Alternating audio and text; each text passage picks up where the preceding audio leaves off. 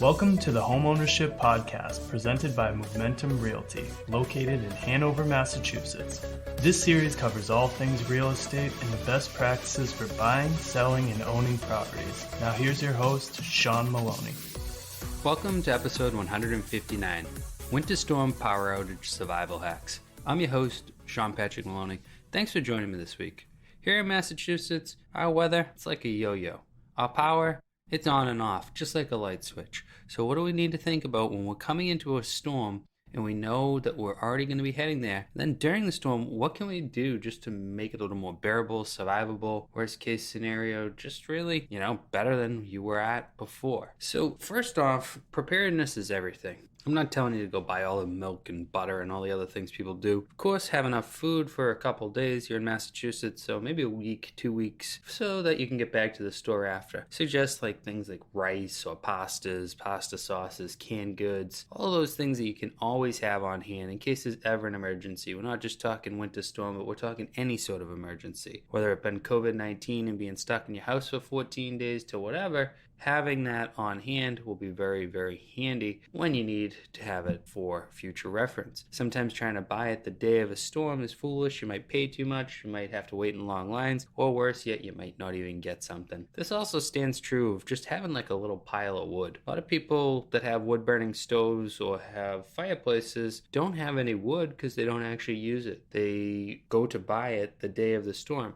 and then they end up buying things like Duraflames and stuff. I would highly recommend that you just always either buy it or locate it for free at some point in life so you always have it in stock, because people run out the day of the storm. That's kind of not that good, because with wood you want to know it's dry and it's going to burn well. No, if you want to be a fancy man or woman and you want to buy the expensive wood at the supermarket, you can do that, but the problem is that's so dry that it burns extremely fast. So when we buy the wood, it looks like a big bundle of it, but then a few hours later we're out of it. A lot of the wood that's burned more in the wood stoves and people who are serious about burning, they buy it by the cord. It's going to be a lot thicker, it's going to have a little more water in it, and it's going to burn a lot slower. Just highly recommend buying some of that, maybe 2, 3, 4 wheelbarrows full. So the worst case scenario, the power goes out and you need to create heat, you can. Now, I know not everyone has wood burning, but that is an option for those who do. Another thing is thinking about your gas source, right? If you're on natural gas, you can run a lot of different things, such as a gas fireplace or things that don't need electricity that could also keep you warm. So knowing that you have that, or having propane where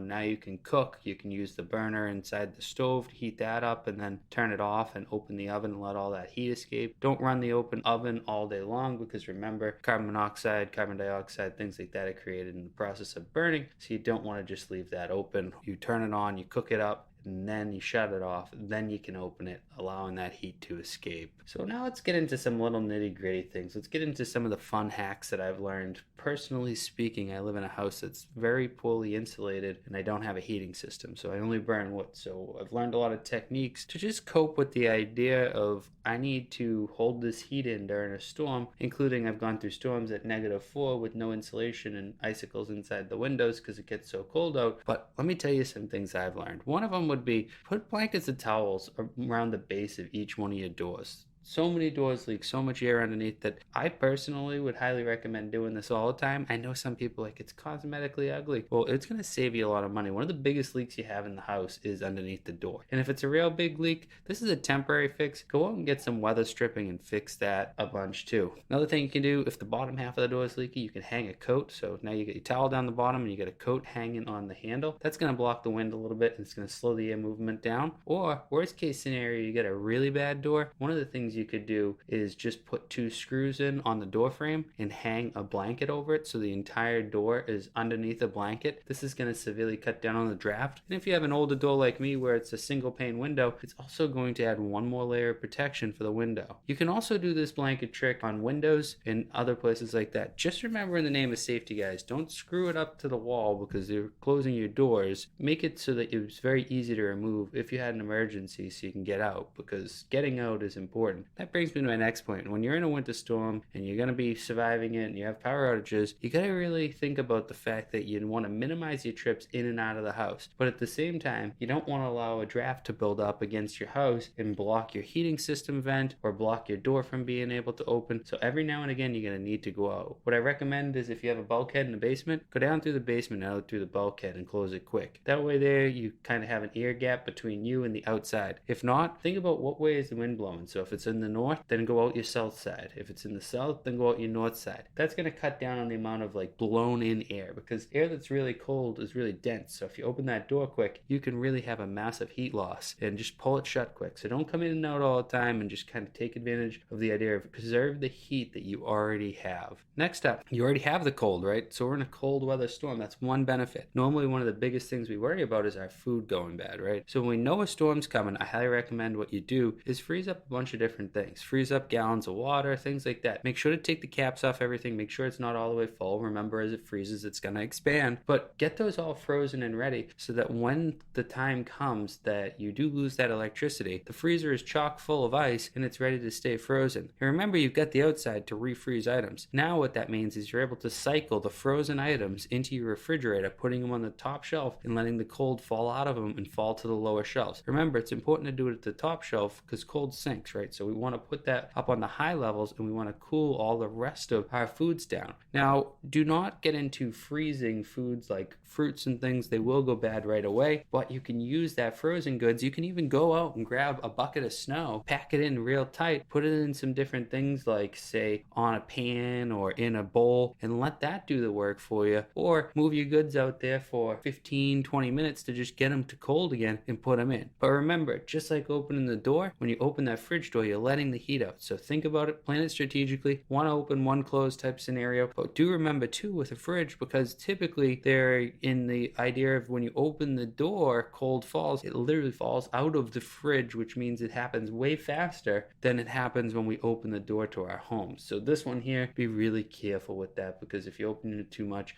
you're going to have issues. Now, when you're going to be coming into a storm, if you have a generator, make sure you get the gasoline that you need. Make sure it's safe. Make sure the cans are there and they're full. Make sure not to get water in the gas. And I highly recommend adding something like Stable, which is fuel stabilizer, so that the fuel doesn't go bad if you don't use it right away. You're going to cycle that gas through, whether you use it in your car or you use it in other things that like your lawnmower. But what you don't want to do is just leave gas sitting for years. It will go bad. It won't work and it'll be horrible. Also, pre-start that generator before the storm. Why not go out there on a nice day like today and set that thing up, make sure it's running so that when it's a snowstorm, you come out, you hit the button, and it goes. It's too often I see people start equipment right as they need it, only to find out it doesn't work. Usually good practice on a generator is to at least monthly start the thing, make sure it runs, let a little gas cycle through, and make sure all the parts get lubricated by having been started.